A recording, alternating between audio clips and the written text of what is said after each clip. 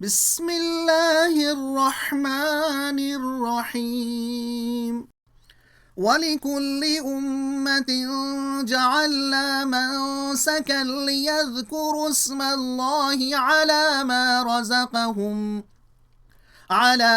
رزقهم من بهيمة الأنعام فإلهكم إله واحد فله أسلموا وبشر المخبتين الذين إذا ذكر الله وجلت قلوبهم والصابرين على ما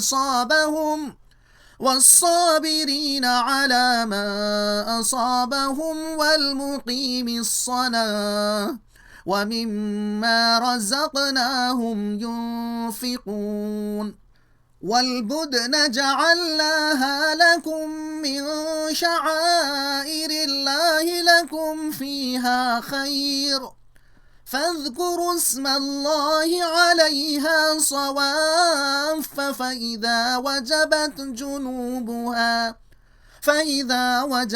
جنوبها فكلوا منها وأطعموا القانع والمعتر كذلك سخرناها لكم لعلكم تشكرون لن ينال الله لحومها ولا دماؤها ولكن يناله التقوى منكم كذلك سخرها لكم لتكبروا الله على ما هداكم وبشر المحسنين إن الله يدافع عن الذين آمنوا إن الله لا يحب كل خوان كفور।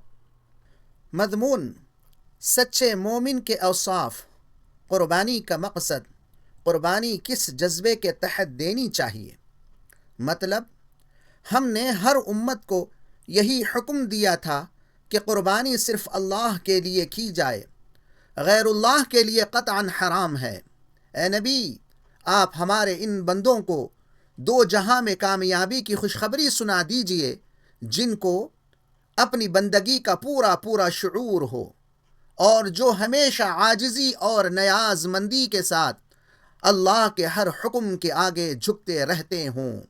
दूसरे, और जब इनके आगे अल्लाह का नाम लिया जाता है तो इसकी अज़मत और बुज़ुर्गी की हैबत से इनके दिल कांपने लगते हों।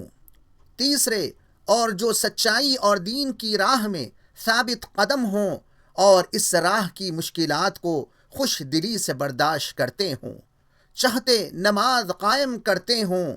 पाँचवें, और जो नेमतें अल्लाह ने उन्हें बख्शी हैं उनको इसकी राह में खर्च करते हों।